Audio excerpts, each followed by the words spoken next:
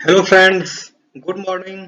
आप सभी का स्वागत है हमारे यूट्यूब चैनल विजार्ड क्लासेस पर। और ये जो है हमारा क्लासेस है द हिंदू एडिटोरियल वोकैब का। अगर आप किसी भी प्रतियोगी परीक्षा की तैयारी कर रहे हैं तो इंग्लिश आपके लिए बहुत ही इम्पोर्टेंट रोल प्ले करेगा। ओके, तो चलिए स्टार्ट करते हैं। और इंग्लिश आने के लिए वोकैब तो आना ही चाहिए। तो फर्स्ट वर्ड है रैनकर। ये नाउन के तरह यूज होता है। इसका मीनिंग है a feeling of hate and continuing anger about something in the past. यानी कि अतीत में किसी बात को लेकर घृणा और निरंतर क्रोध की भावना, उसे ही रैनकर कहते हैं।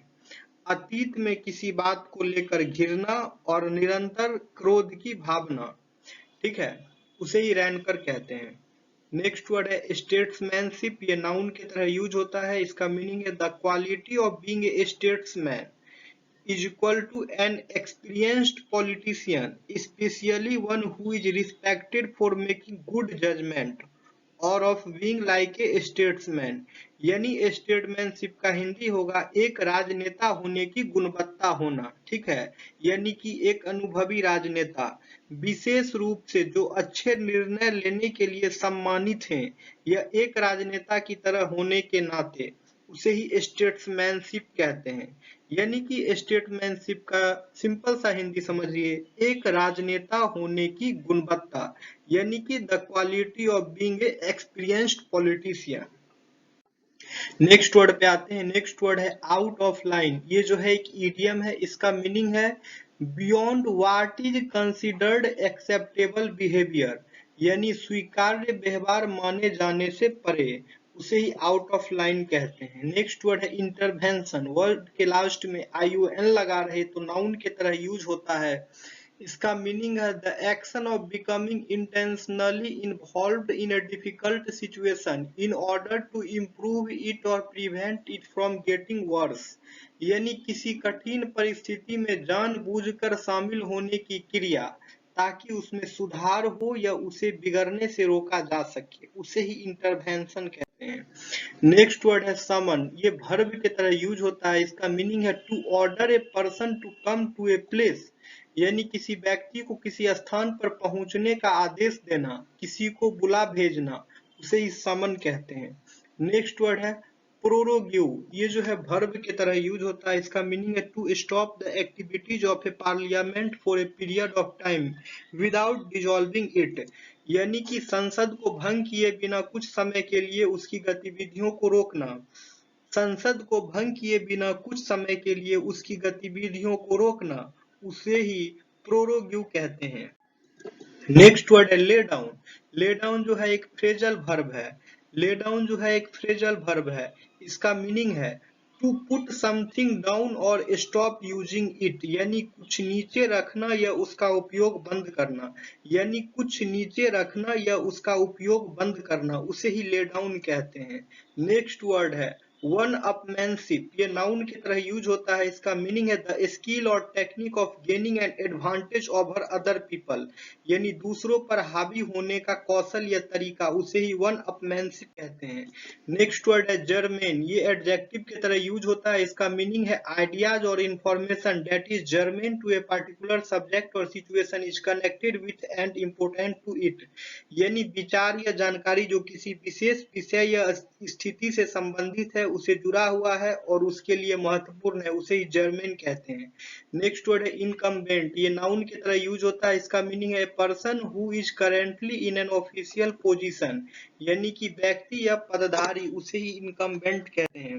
नेक्स्ट वर्ड है अगर। ये वर्ब की तरह यूज होता है। इसका मीनिंग है to be a sign of specially good और bad things in the future, यानी भविष्य में विशेष रूप से अच्छी या बुरी चीजों का संकेत होना, उसे ही अगर कहते हैं। नेक्स्ट वर्ड है एपेरेंट। ये एडवर्ब की तरह यूज होता है। इसका मीनिंग है that seems to be real और true but may not be, मतलब कुछ ऐसा चीज जो है जो आपको दिखता है कि वो चीज रियल है और ट्रू है, बट वो रियलिटी में नहीं होता है, उसे ही एपेरेंट कहते हैं। ठीक है, इसका हिंदी मीनिंग हो जाएगा वास्तविक जैसा या फिर आभासी, उसे ही एपेरेंट कहते हैं।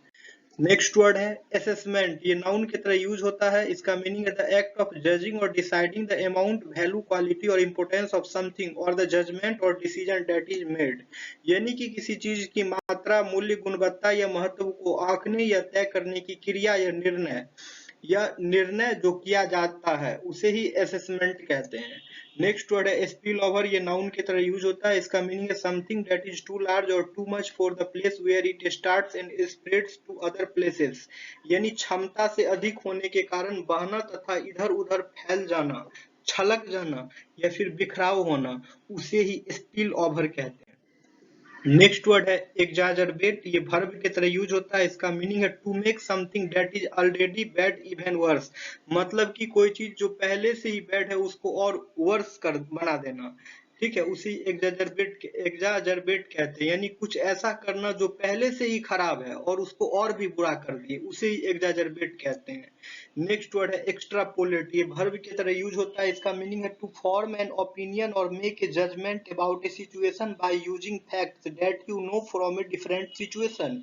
यानी कि अन्य स्थिति से संबंधित तथ्यों के आधार पर स्थिति विशेष का मूल्यांकन करना, उसे ही एक्स्ट्रापोलेट कहते हैं। ठीक है, किसी अन्य स्थिति से संबंधित तथ्यों के आधार पर स्थिति विशेष का मूल्यांकन करना, उसे ही एक्स्ट्रापोलेट कहते हैं। नेक्स्ट वर्ड है इंटरप्ले। ये नाउन की तरह यूज होता है। इसका मीनिंग है द इफेक्ट दैट टू और more things have on each other.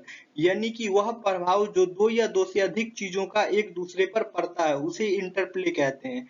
Next word है वेकअप कॉल। ये नाउन की तरह यूज होता है। इसका मीनिंग है if something that happens is a wake up call it should make you realise that you need to take action to change a situation. यानी यदि ऐसा कुछ होता है जो एक वेकअप कॉल है, तो इससे आपको यह एहसास होना चाहिए कि स्थिति को बदलने के लिए आपको कार्रवाई करने की आवश्यकता है। ओके। नेक्स्ट वर्ड है बटरेस। ये नाउन की तरह यूज होता है। इसका मीनिंग है स्टोन और brick structure that supports A wall और मेक्स इट्स स्ट्रॉन्गर। यानी दीवार के लिए पुख्ता टेक या सहारा या फिर वप्र, उसे ही बटरेस कहते हैं। नेक्स्ट वर्ड है इनएडिक्वेट। एडजेक्टिव की तरह यूज होता है। इसका मीनिंग है नॉट इनफ या नॉट गुड इनफ, उसे इनएडिक्वेट कहते हैं। यानी कि इसका हिंदी मीनिंग होगा अपर्याप्त, नाकाफी या अयोग्य, उसे ही इनएडिक्वेट कहते हैं। ठीक है, इनएडिक्वेट का सिंपल सा मीनिंग समझिए, अपर्याप्त। ओके फ्रेंड्स, तो चलिए ये हमारा आज का द हिंदू एडिटोरियल वोकैब का क्लास था। ये क्लास फिर कल सुबह 7 बजे होगी। अगर आप लोग को वीडियो पसंद आता है तो वीडियो को शेयर भी करें, वीडियो को लाइक भी करें। ओके फ्रेंड्स, चलिए तो मैं सेशन को एंड करता हूँ, फिर मिलूंगा कल मॉर्निंग के क्लास में।